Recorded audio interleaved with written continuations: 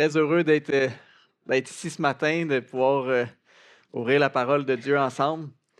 On va poursuivre dans Jérémie ce matin. On est encore dans Jérémie 7. On va voir l'adoration familiale, un foyer qui honore Dieu par son adoration. Avant de commencer dans le sujet, on va faire un petit rappel. Donc, dans Jérémie, on a commencé par le portrait global, c'est ça qui est apporté par Jérémie, l'idolâtrie du peuple de Juda.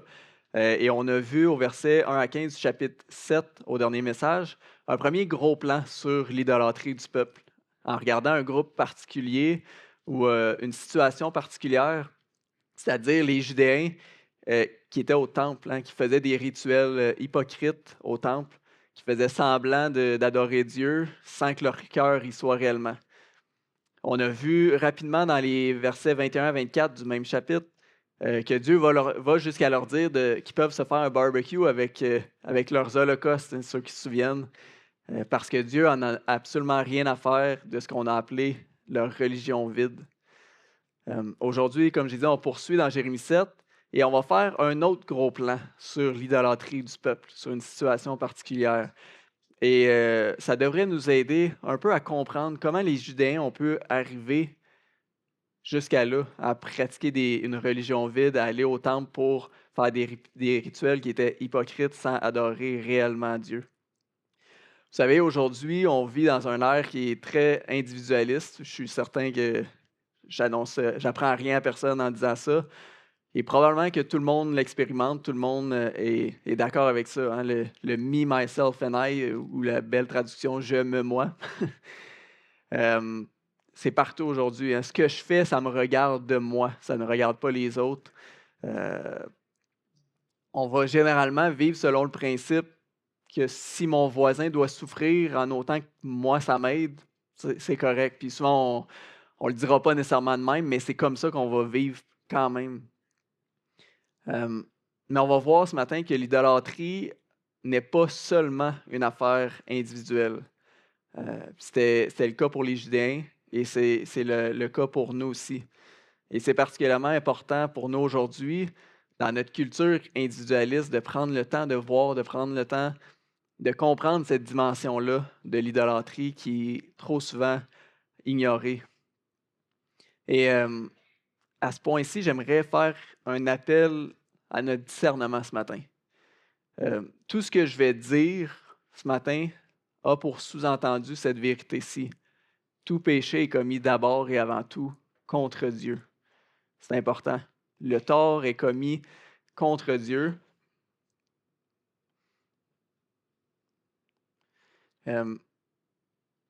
Parce que lorsqu'on va être devant Dieu, c'est à lui qu'on va rendre des comptes. Mais ça n'empêche pas le péché d'avoir des conséquences à l'horizontale avec les gens qui nous entourent. Pour un exemple, si je décide gratuitement de frapper M. Jolin ce matin, évidemment, je pêche contre Dieu, qui me demande de prendre soin de mon frère, hein, de l'aimer. Mais ça n'empêche pas M. Jolin de probablement en redonner une bonne. Ouais, je suis sûr. Donc, ma mauvaise action de frapper M. Jolin peut l'amener, en fait, à avoir des conséquences sur lui, il peut avoir mal. Puis il peut lui aussi, à son tour, avoir des mauvais désirs, avoir envie de me frapper, avoir envie de me faire du mal. Donc, le péché n'est jamais une affaire seulement d'individus. Il y a, il y a une portée à l'horizontale, il y a des effets sur les gens qui nous entourent. Mais ce qu'on voit avec l'idolâtrie, qui est un péché, c'est ça, c'est qu'il y a des effets sur les gens autour, mais il faut faire et garder cette différence-là à l'esprit ce matin, tout en relevant la dimension collective de l'idolâtrie. La motivation, ce qui va m'amener à la repentance de cette idolâtrie-là, doit être le fait de réaliser mon péché envers Dieu, premièrement, et pas être motivé par le mal que je fais autour de moi. C'est premièrement envers Dieu. Aussi, le passage ce matin devrait ajouter un petit peu au contexte, les versets 21 à 24 qu'on a vus rapidement au dernier message, pourquoi Dieu est si remonté contre le peuple quand il leur dit de se faire un barbecue avec leur sacrifice. Si le peuple était hypocrite au temple, s'il n'adorait pas réellement Dieu au temple, probablement qu'il ne l'adorait pas non plus sincèrement ailleurs, comme à la maison, par exemple. Avant de lire, je vous invite à prier. Alors Seigneur, quelle joie, quel privilège on a de pouvoir s'assembler pour te louer, te chanter ces cantiques, parce que tu en es digne. Quel privilège on a de pouvoir ouvrir ta parole et s'instruire, apprendre à te connaître, à connaître ta volonté. Qu'est-ce que tu veux pour tes enfants? Qu'est-ce que tu veux pour ton peuple? Seigneur, je veux te prier pour chacun qui te sert d'une façon ou d'une autre ce matin, pour ceux qui enseignent à l'école du dimanche, qui prennent soin des enfants à la garderie, ou qui rendent ce culte possible par tous les services, Seigneur. Accompagne-les, bénis-les. Je vais te prier aussi pour les gens qui ne sont pas ici, qui sont malades ou qui souffrent, Seigneur. Je te prie de mettre ta main sur eux particulièrement, d'aller les toucher, d'aller les rejoindre là où ils sont. Et Seigneur, je veux te prier que ta parole ce matin touche nos cœurs. Dispose nos cœurs à entendre ta parole, Seigneur, qu'on diminue et que toi, tu prennes toute la place, que ce soit toi qu'on voit ce matin et non pas nous. C'est dans le beau nom de Jésus que je te prie. Amen. Donc, j'invite à lire le premier verset qui va être Jérémie, dans Jérémie 7, le verset 17. Donc, ça, c'est tout de suite après le passage au temple, où ce que Jérémie il relevait l'adoration hypocrite au temple. Verset 17. Ne vois-tu pas ce qu'ils font? C'est Dieu qui dit ça à Jérémie. Ne vois-tu pas ce qu'ils font dans les villes de Juda et dans les rues de Jérusalem? Ne vois-tu pas ce que les gens font? Dieu est en train de dire ça. Regarde autour de toi. Donc, comme j'ai dit, après avoir parlé aux gens au temple et annoncé le jugement à venir dans les versets précédents, Dieu invite Jérémie à aller parcourir les rues de Jérusalem et de regarder, de prendre le temps et porter attention au peuple, comment le peuple est en train de vivre, le peuple de Dieu, de voir vraiment ce que le peuple fait. Regarde comment ils vivent réellement. C'est ça qu'il est en train de dire. Donc, naturellement, Jérémie le fait. Il porte attention et voici ce qu'il voit. Le début du verset 18. Les enfants ramassent du bois, les pères allument le feu et les femmes pétrissent la pâte. Et les femmes pétrissent la pâte, les enfants ramassent le bois et les pères allument le feu. Je ne sais pas pour vous, moi je trouve ça génial. Là. Ils étaient vraiment très avant-gardistes pour leur temps. Pareil, les maris, les enfants, tout le monde participait aux tâches ménagères. C'est surprenant, je ne pensais pas trouver ça dans Jérémie. Toute la famille participe à la préparation du souper. Je ne sais pas, pour ceux qui ont ou qui ont eu des jeunes enfants, personnellement, c'est un temps que j'aime beaucoup. C'est de quoi de particulier de cuisiner en famille. Moi et ma femme qui est en train de faire à manger, souvent notre garçon qui est assez vieux, il nous aide. Notre deuxième fille aussi, en fait notre petite fille qui est aussi assez grande, hein, fait sa part. La petite dernière qui attend à table et qui a hâte de manger. C'est vraiment des beaux moments. Ou même, on peut penser au partage des tâches, hein, tu sais, comme dans les films classiques, là, moi et Elliot qui est là à l'automne à préparer le bois pour le feu, puis évidemment les femmes qui font à manger, qui préparent la tourtière pour l'hiver. Hein, tu sais. Tout le monde participe. Mais là, vous l'aurez deviné, je m'emporte un petit peu, c'est pas vraiment ça qui est question. Hein. On va finir le verset 18.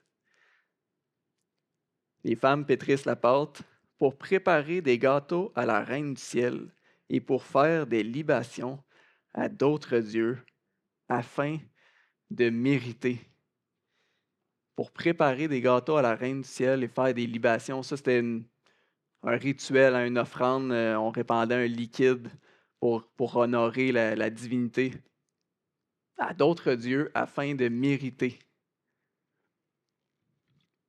C'est comme un petit peu moins réjouissant que l'image que je me faisais juste avant. Les gens qui faisaient semblant d'adorer Dieu au temple, quelques versets plus tôt, sont en train d'adorer d'autres dieux en famille, dans le confort de leur foyer, afin d'hériter Dieu. C'est comme une activité de famille. Quoi de mieux pour souder la famille ensemble, hein, loin de Dieu? Vous avez sûrement déjà entendu l'expression un couple qui prie ensemble reste ensemble. C'est un peu ça ici, hein, un couple ou une famille qui adore Dieu ensemble vont rester ensemble près de Dieu. Mais un couple ou une famille qui adore quoi que ce soit d'autre vont peut-être rester ensemble, mais en s'éloignant ensemble de Dieu, ça c'est une évidence. On va y revenir, mais j'aimerais faire une petite parenthèse. Pour préparer des gâteaux à la reine du ciel, c'est qui cette reine du ciel? En vrai, on n'est pas sûr à 100%. On a, on a des idées, mais on ne peut pas avoir une réponse précise à 100%. Mais est généralement associée à la déesse Astarté, entre autres, qui était la déesse des Cananéens dans le temps. Une déesse de l'amour et de la fertilité en général. La fertilité des femmes, mais aussi aux cultures, euh, à la fertilité, à l'abondance, euh, etc.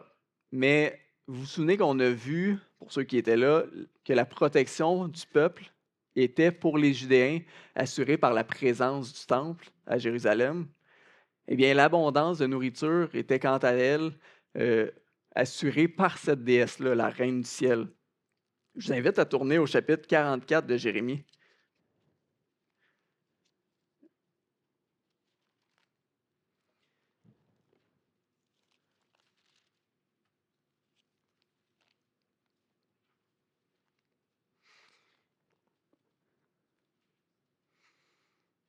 C'est probablement un petit peu plus loin dans notre mémoire, encore là pour ceux qui étaient là ou qui l'ont entendu.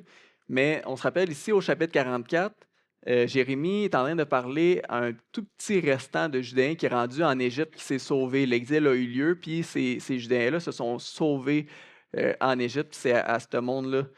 Puis ici, au chapitre 44, il va relater en fait le même événement qu'il est en train de voir au chapitre 7. Donc, je vous invite à lire les versets 16 à 18. Le peuple y répond, nous ne t'obéirons en rien de ce que tu nous as dit au nom de l'Éternel, mais nous voulons agir comme l'a déclaré notre bouche, offrir de l'encens à la reine du ciel et lui faire des libations, comme nous l'avons fait, nous et nos pères, nos rois et nos chefs, dans les villes de Juda et dans les rues de Jérusalem. Exactement ce que Jérémie a vu. Alors nous avions du pain pour nous rassasier, nous étions heureux et nous n'éprouvions point de malheur.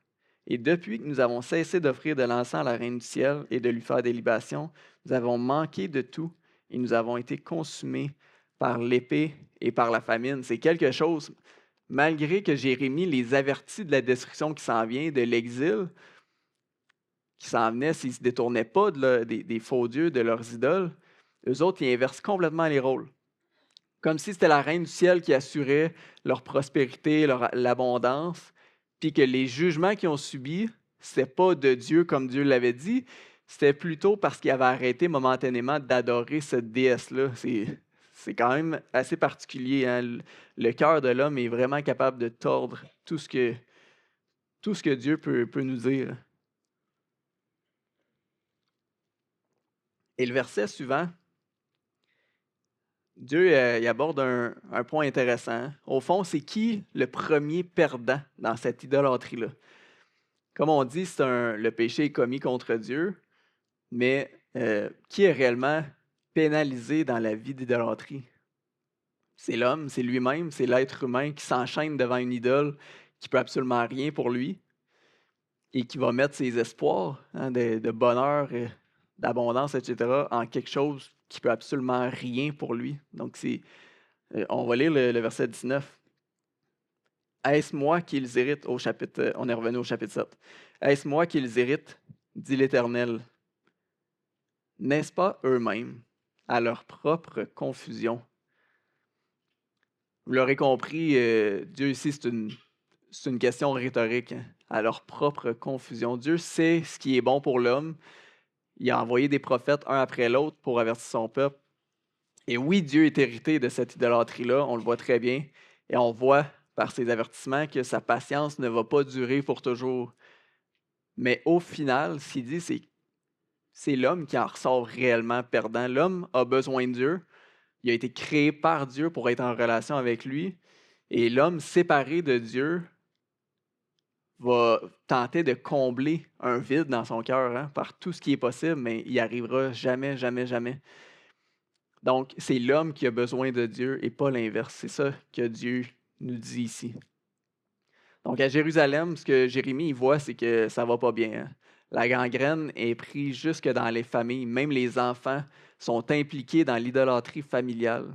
Pas seulement les dirigeants, comme on voit un petit peu plus au début, les dirigeants du peuple, hein. La fausse adoration et l'idolâtrie n'est pas juste au temple, elle est jusque dans les foyers. Les familles se font du mal, hein. Elles se détruisent elles-mêmes par leur idolâtrie, par leur agissement. Elles se font du tort à elles-mêmes. Je vous invite à lire le verset 20. Comme la majorité des messages de Jérémie, hein, on finit avec l'annonce du jugement. C'est pourquoi ainsi parle le Seigneur l'Éternel. Voici ma colère et ma fureur se répandent sur ce lieu, sur les hommes et sur les bêtes, sur les arbres des champs et sur les fruits de la terre. Elle brûlera et ne s'éteindra pas. Le verset 20, il est très, très simple. Le jugement de Dieu va atteindre tout.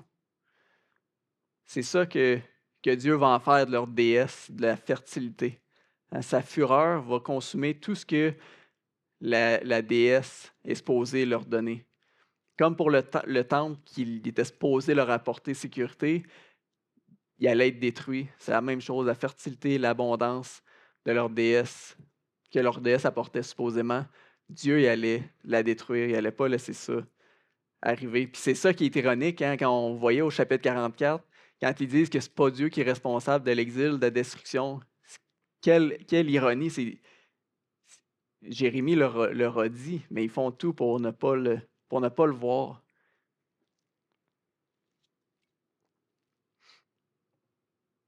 Mais qu'est-ce que Jérémie veut nous dire ici? Qu'est-ce que Dieu veut nous dire dans ce texte?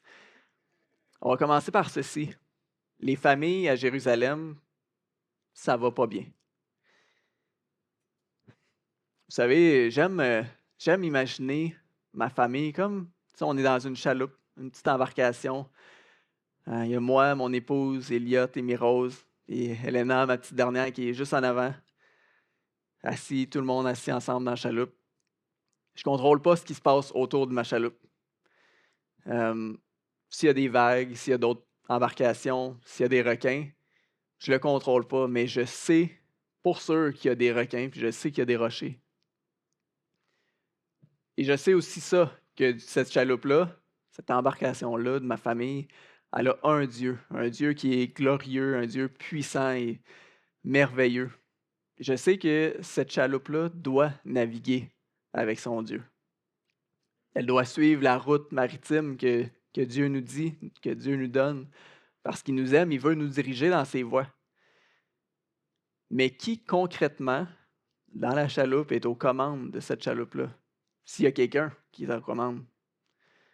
Parce que dans notre texte ce matin, j'ai comme l'impression que leur chaloupe est en eau trouble. Pas à peu près. Ils adorent ensemble les idoles et j'ai l'impression qu'il n'y a pas personne dans la chaloupe qui s'en rend compte. Tout le monde rame ensemble vers une belle grosse chute Niagara. Ça ne fait pas peur à personne, hein? Ils suivent la belle grosse vague de la culture qui les environne, de la déesse, de la reine du ciel, en se dirigeant directement vers les récifs, mais personne ne le voit. Je disais que cette famille est dirigée par quelqu'un, hein.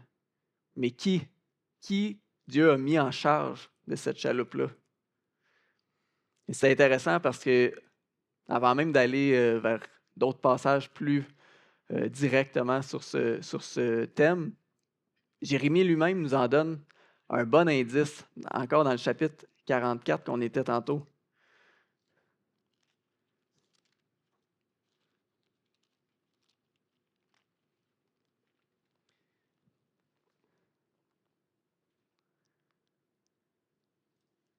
Tous les hommes, au verset 15, tous les hommes qui savaient que leurs femmes offraient de l'encens à d'autres dieux.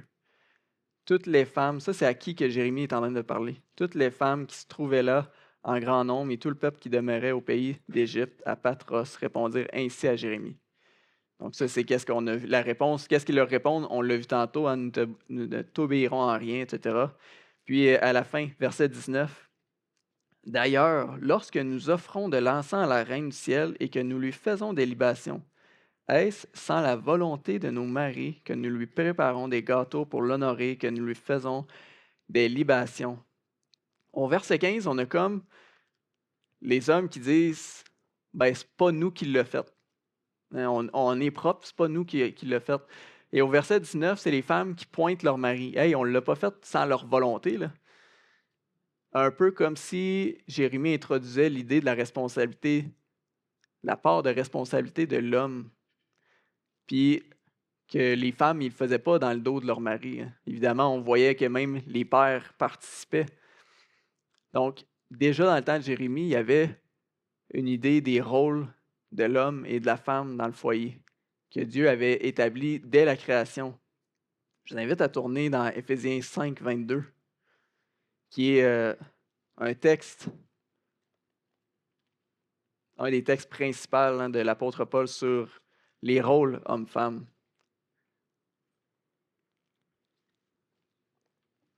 On est vraiment bénis aujourd'hui parce que Dieu a très bien détaillé son plan, sa volonté pour l'homme et la femme, hein, par l'apôtre Paul qui parle des rôles hommes-femmes dans plusieurs contextes, dont l'Église et la famille.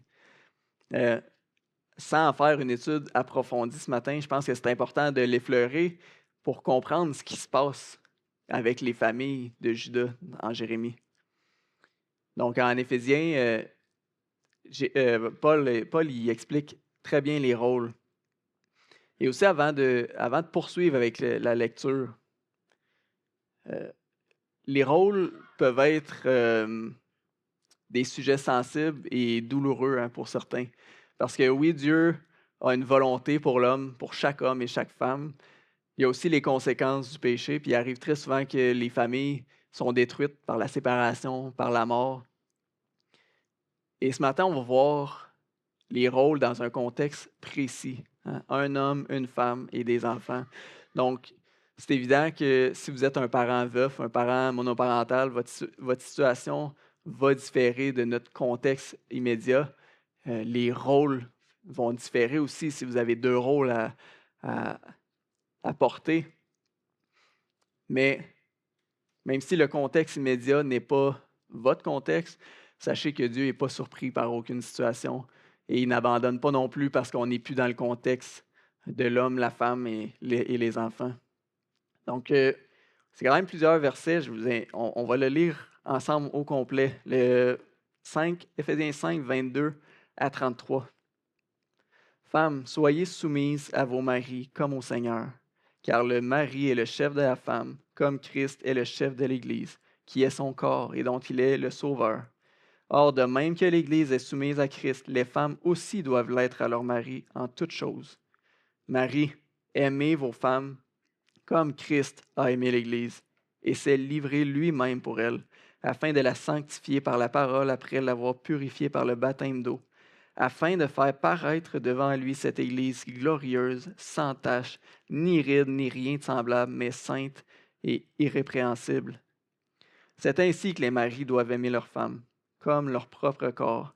Celui qui aime sa femme s'aime lui-même, car jamais personne n'a haï sa propre chair, mais il la nourrit et en prend soin, comme Christ le fait pour l'Église, parce que nous sommes membres de son corps. C'est pourquoi l'homme quittera son père et sa mère et s'attachera à sa femme, et les deux deviendront une seule chair. Ce mystère est grand. Je dis cela par rapport à Christ et à l'Église. Du reste, que chacun de vous aime sa femme comme lui-même, et que la femme respecte son mari. Si quelqu'un pense que le rôle de l'homme, il est facile parce qu'il faut juste que la femme soit soumise, puis que lui, il peut dominer, il est jamais question de domination ici. Au contraire, c'est d'une façon de servir, des rôles pour servir qui est question. Et comme je disais, Paul, il sort pas ça de son chapeau, comme Jérémie ne sort pas ça de son chapeau non plus. Au verset 31, Paul, il cite directement Genèse 2, 24 dans le Nouveau Testament. En fait, il cite Genèse 2, 24. Donc, dans le Nouveau Testament, le plan de Dieu concernant les rôles, il n'est pas nouveau. Il renvoie à la création, donc au tout début, au rôle établi par Dieu lui-même à la création.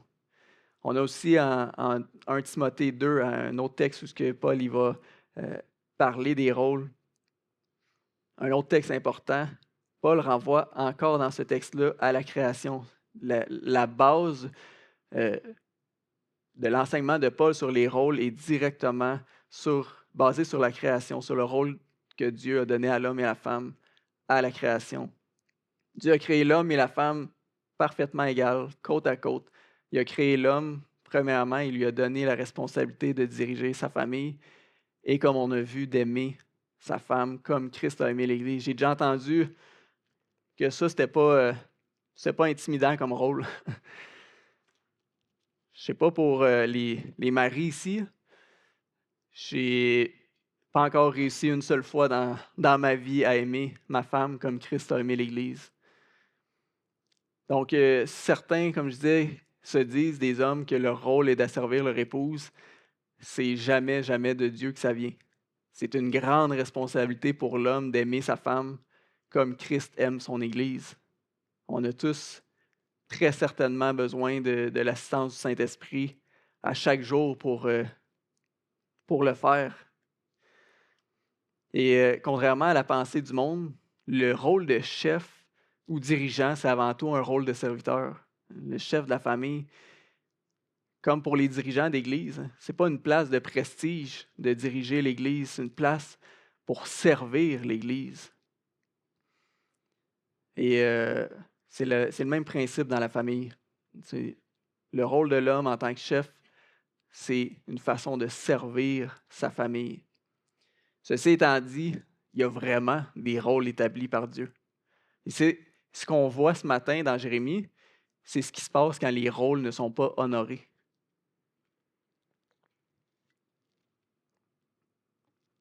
Et les rôles qui ne sont pas honorés, même pour Jérémie, ça ne datait pas d'hier. Hein. Le tout premier péché de l'humanité ressemble beaucoup à ce qu'on a vu en Jérémie. Encore là, ceux qui veulent aller faire une étude plus approfondie, le récit se trouve en Genèse 2 et 3.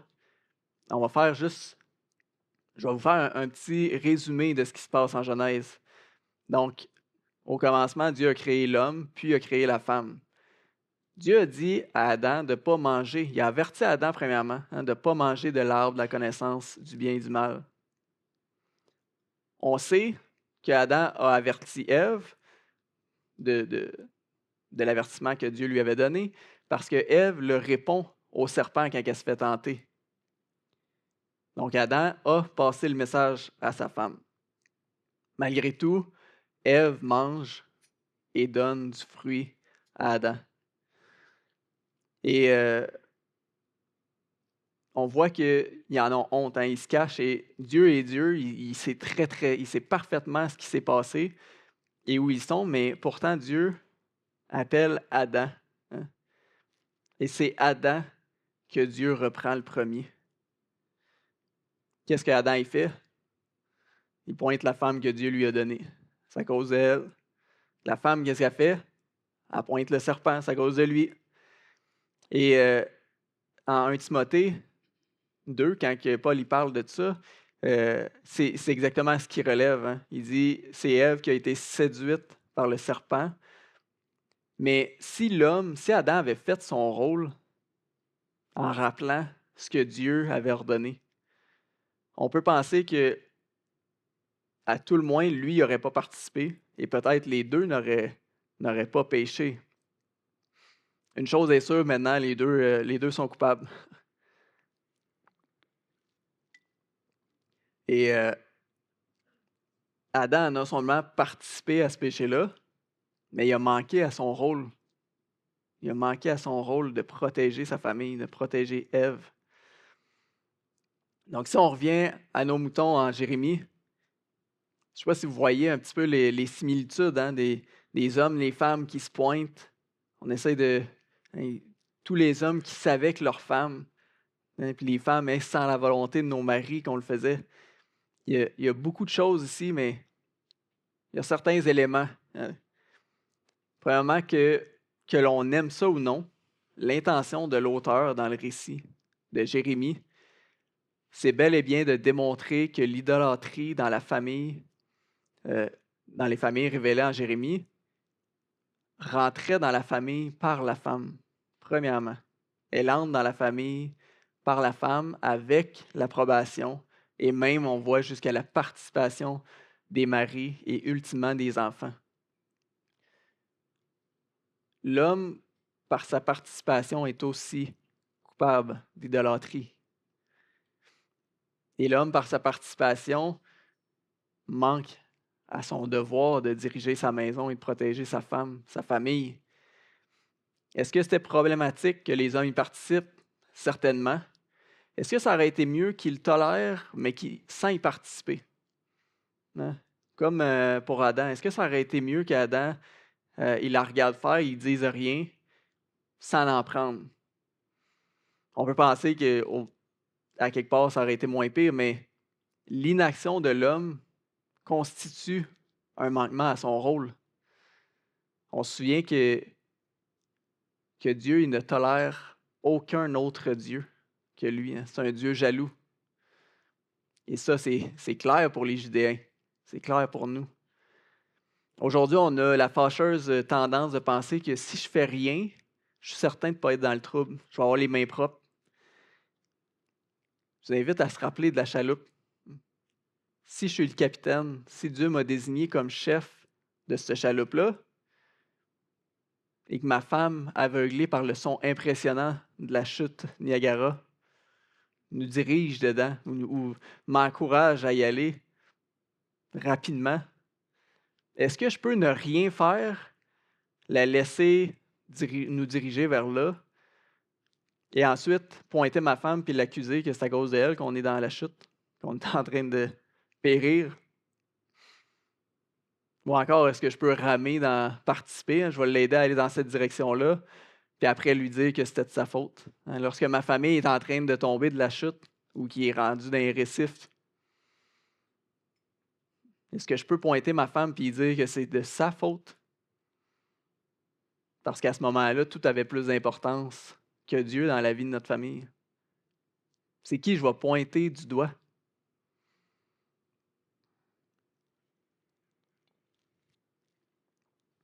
Que je tolère seulement ou que je rame avec, la chaloupe, elle se ramasse pareil dans la chute. Frères et sœurs, j'ai un fardeau ce matin que je veux vous partager de cœur à cœur. Mes frères, les maris, les papas, ou à venir, c'est à nous que je parle en ce moment. Dieu nous a confié un rôle qui n'est pas toujours facile, mais il nous a confié un rôle. Et l'inaction n'est jamais, jamais une option. Comment je vais faire pour connaître la route maritime, la voie que Dieu veut pour ma famille si je ne prends jamais le temps d'étudier sa carte?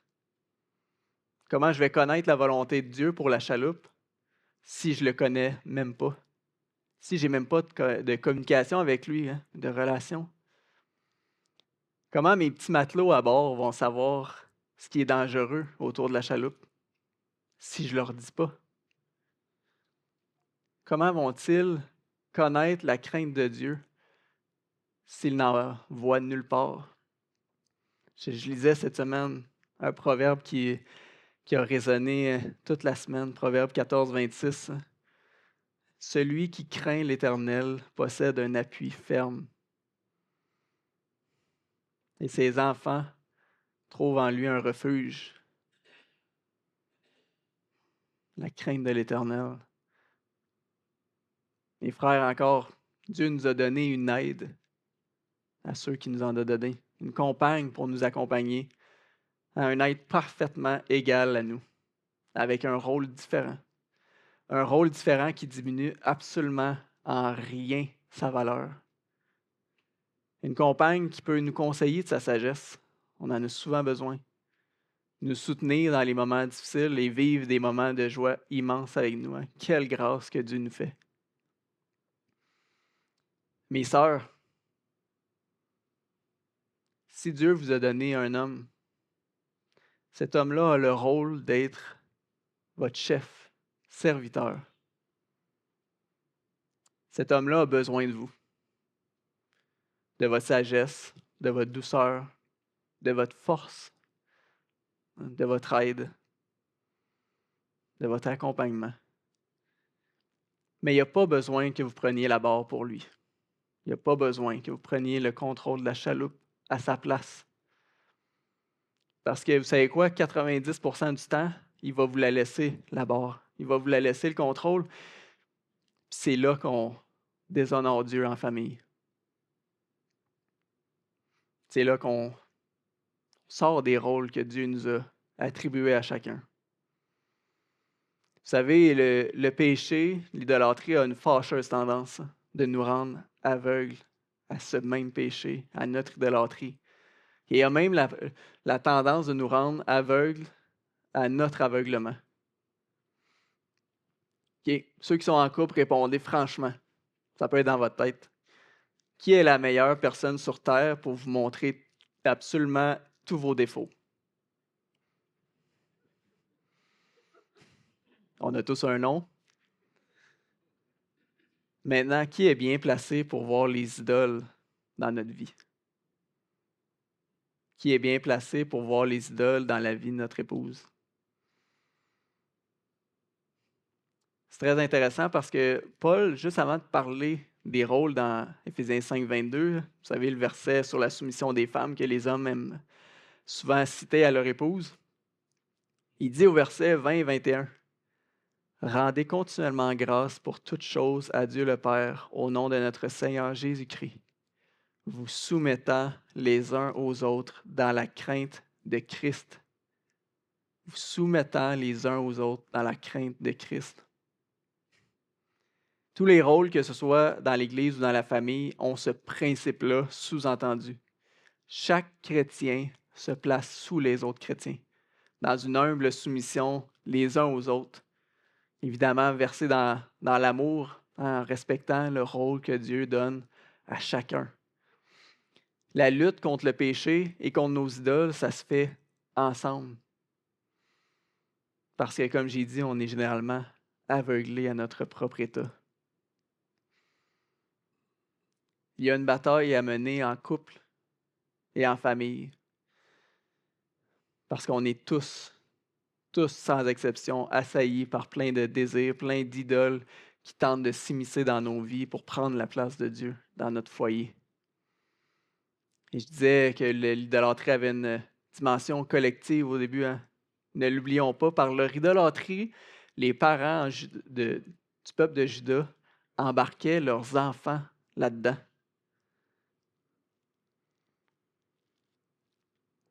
Est-ce que vous pensez que les enfants se sont levés un bon matin en se disant que ça serait cool de faire des gâteaux à la Reine du Ciel?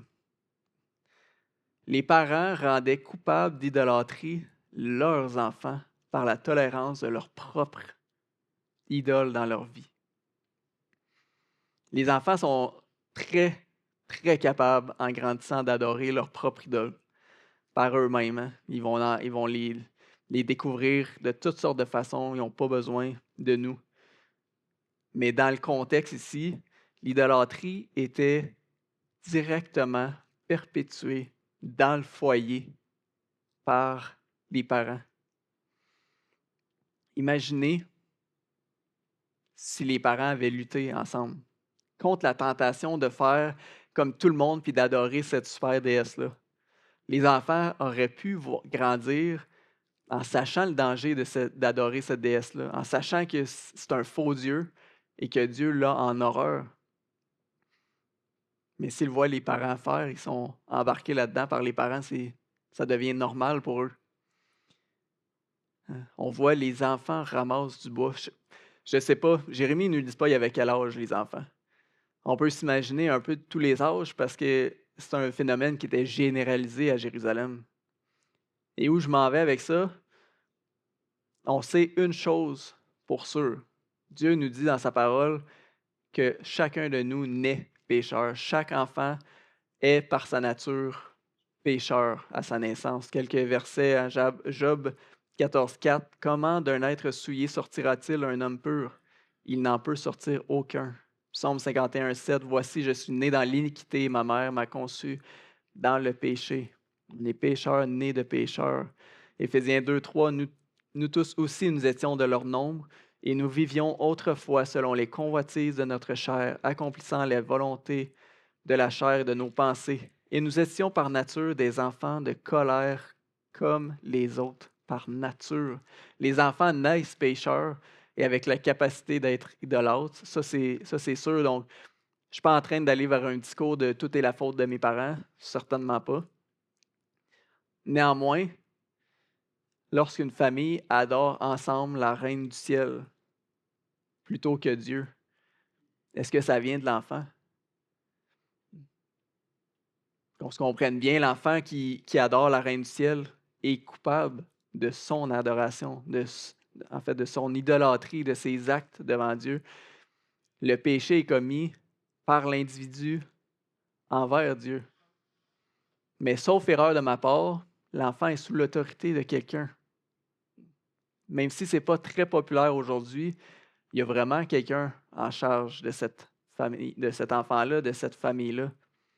Je nous lis Deutéronome 6, 4 à 8. Écoute Israël, l'Éternel notre Dieu est le seul éternel. Tu aimeras l'Éternel ton Dieu de tout ton cœur, de toute ton âme et de toute ta force. Et ces commandements que je te donne aujourd'hui seront dans ton cœur. Tu les inculqueras à tes enfants et tu en parleras quand tu seras dans ta maison, quand tu iras en voyage, quand tu te coucheras et quand tu te lèveras. Tu les liras comme un signe sur tes mains. Ils seront comme des frontaux entre tes yeux. Dans le même livre, chapitre 4, verset 9, seulement prends garde à toi et veille attentivement sur ton âme tous les jours de ta vie, de peur que tu n'oublies les choses que tes yeux ont vues et qu'elles ne sortent de ton cœur. Enseigne-les à tes enfants et aux enfants de tes enfants. Chapitre 11, verset 19, vous les enseignerez à vos enfants et vous leur en parlerez quand tu seras dans ta maison, quand tu iras en voyage, quand tu te coucheras et quand tu te lèveras. Tu les écriras sur les poteaux de ta maison et sur tes portes. Les parents ont une responsabilité devant Dieu, d'enseigner nos enfants ce que Dieu aime et ce que Dieu est. Comment vivre cette relation avec Dieu à la maison. De pourquoi on a besoin de Jésus dans notre vie. Pourquoi que cette relation-là, par nature, est brisée. Et qu'est-ce que Christ a fait pour nous sauver de ça, pour la rétablir, cette relation-là. Leur enseigner comment on doit lutter contre notre chair idolâtre toute notre vie ici-bas, sans relâche. On peut penser que les enfants sont trop jeunes, sont trop jeunes. Et il y a beaucoup de choses on est surpris comment ils sont capables de comprendre très, très, très, très jeunes. Puis, bien entendu, les enfants, ils grandissent, ils deviennent adultes, ils quittent le foyer, et ils font leur choix. Hein. Les parents ne sont pas imputables des choix de toute la vie de leurs enfants. Mais ici, on parle de familles qui adorent de faux dieux, ensemble, en famille, sous l'autorité des parents.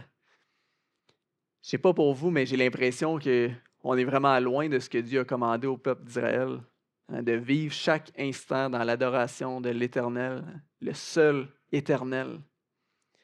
Les autres, ils ont embarqué leurs enfants là-dedans, dans leur idolâtrie. Combien de familles chrétiennes font la même chose aujourd'hui? Hein? L'idolâtrie mur à mur. Hein? Puis que les enfants s'en doutent même pas que la reine du ciel est adorée dans leur maison, dans la maison. Hein? On peut en donner des exemples, hein, que ce soit le sport qui prend toute la place de la famille, la culture, la convoitise. hein, la culture de convoitise dans laquelle on vit, hein, de surconsommation. Il y en a des exemples.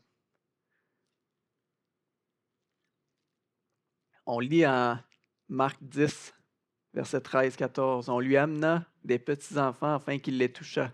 Mais les disciples reprirent ceux qui les amenaient. Jésus, voyant cela, fut indigné et leur dit, laissez venir à moi les petits-enfants et ne les empêchez pas, car le royaume de Dieu est pour ceux qui leur ressemblent.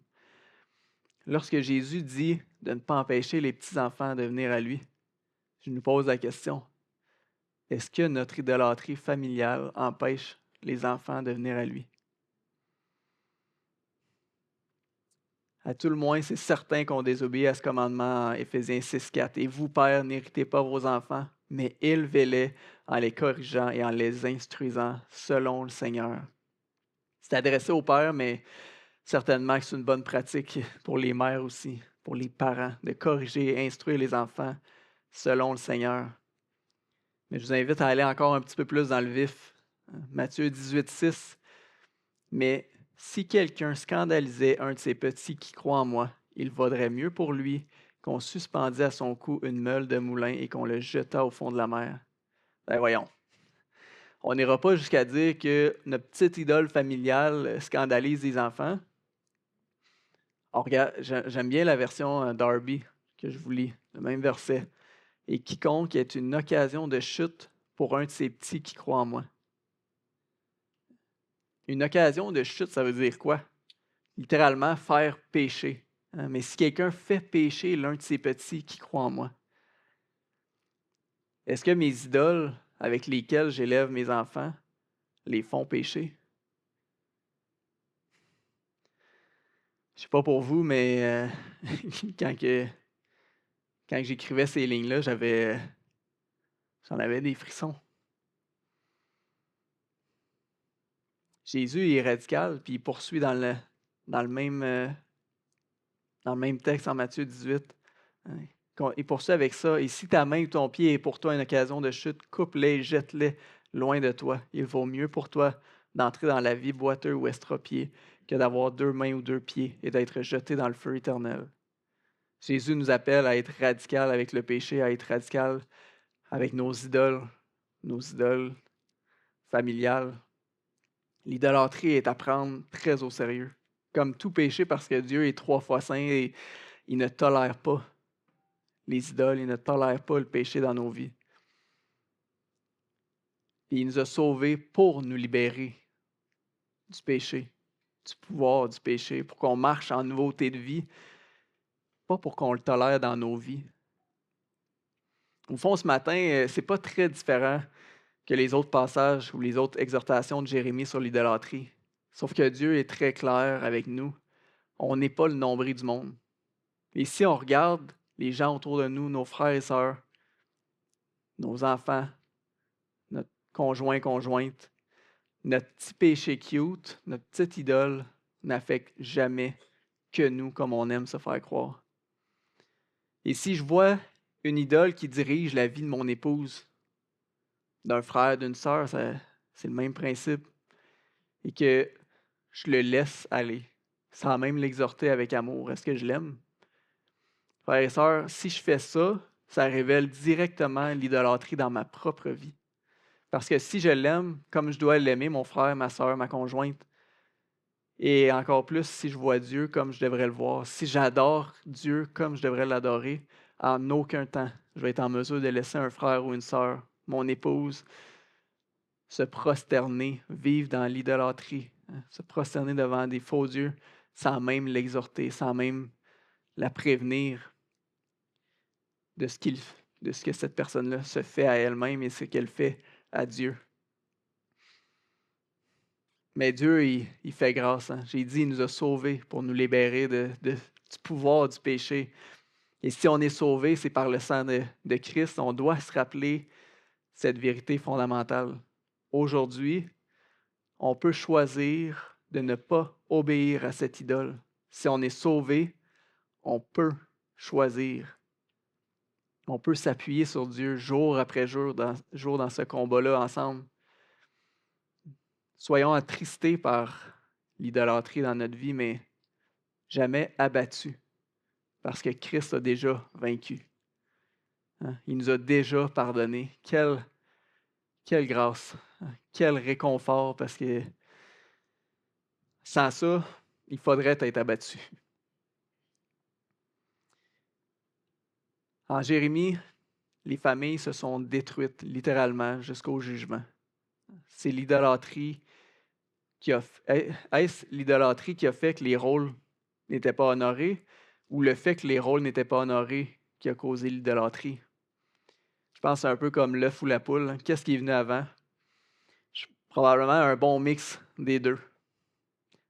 Mais on doit prendre au sérieux le rôle que Dieu nous attribue à chacun, chacune. Dans notre culture anti-famille, anti-Dieu, on doit s'attacher fermement à Dieu et à la vérité qu'il nous révèle, à sa volonté qu'il nous révèle. On doit placer notre confiance en lui et en ses promesses. Il va nous accompagner, il va nous permettre de lutter et d'avoir la victoire. Il y a une chaloupe à diriger, à conduire dans les voies de Dieu. On a toute une chaloupe, qu'on ait des enfants, qu'on soit marié, qu'on soit célibataire. On a une chaloupe. Et la recette pour lutter efficacement contre l'idolâtrie familiale n'est pas très différente que celle de notre propre idolâtrie. L'idolâtrie est collective. Ajoutons la dimension collective aux outils que Dieu nous donne. Prions en couple, en famille. Étudions la parole de Dieu en famille. Exhortons-nous en famille. Encourageons-nous en famille. Et si à ce moment-ci, vous dites, ben beau, mais moi, j'ai pas de conjoint, j'ai pas d'enfant. Si vous êtes chrétien, vous avez une famille. On peut très bien extraire tous ces principes-là à notre famille en Christ. Aucun membre du corps ne devrait vivre de son côté. Aucun membre du corps ne peut vivre son idolâtrie sans que ça ait des impacts sur le reste du corps. Nos frères et sœurs sont aussi bien placés pour voir nos idoles. À la lumière de la parole, toujours. Exhortons et recevons humblement l'exhortation de nos frères et sœurs. J'aimerais conclure avec un passage, un encouragement que tout le monde connaît très probablement en Ecclésiaste 4, 9 à 12. Deux valent mieux qu'un, parce qu'ils retirent un bon salaire de leur travail, car s'ils tombent, l'un relève son compagnon, mais malheur à celui qui est seul et qui tombe, sans avoir un second pour le relever. De même, si deux couchent ensemble, ils auront chaud, mais celui qui est seul, comment aura-t-il chaud? Et si quelqu'un est plus fort qu'un seul, les deux peuvent lui résister, et la corde à 3 fils ne se rompt pas facilement. Comme je disais, qu'on soit en couple, en famille ou pas, quelle grâce que Dieu nous fait, premièrement par sa présence. Hein. Il nous a promis qu'il serait toujours là avec nous. Et par nos conjoints, conjointes qui nous donnent, par nos familles, par l'Église, qu'on ne doit pas négliger. L'idolâtrie, c'est jamais une affaire individuelle, comme la vie chrétienne ne l'est pas. Acceptons joyeusement et humblement les rôles que Dieu nous donne et dépendons de lui pour les accomplir selon sa volonté, pour le glorifier lui, pour que nos foyers l'honorent et le glorifient lui. Pour adorer Dieu, on doit prendre au sérieux l'idolâtrie. Et adorer Dieu, ça passe par honorer les rôles qu'il nous donne à chacun. Et une famille qui n'adore pas Dieu dans son foyer ne le fera pas plus, rendu à l'Église ou au temple, comme on voyait les Judéens. Prions.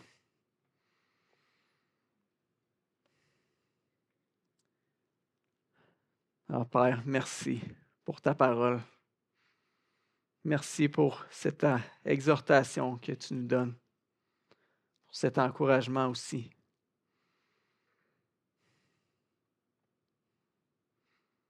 On n'est pas personne à l'abri de l'idolâtrie dans nos vies. Et c'est clair que ça a des impacts sur le monde autour de nous. Et surtout, ça te déshonore, toi, notre Dieu. On veut te glorifier, Seigneur. On veut t'élever dans nos cœurs, dans nos vies, dans nos foyers, dans notre Église, dans ton Église, Seigneur. Touche nos cœurs, on a besoin que tu continues à nous sanctifier, nous approcher de toi, à nous révéler les péchés de nos cœurs, les idoles de nos cœurs, Seigneur. Et donne-nous ton amour pour aller vers nos frères et sœurs, les exhorter, les encourager. Donne-nous ton amour pour ne pas tolérer l'idolâtrie, notre idolâtrie, l'idolâtrie de nos conjoints, conjointes, et d'avoir l'humilité de recevoir l'exhortation qui vient de toi. Amen.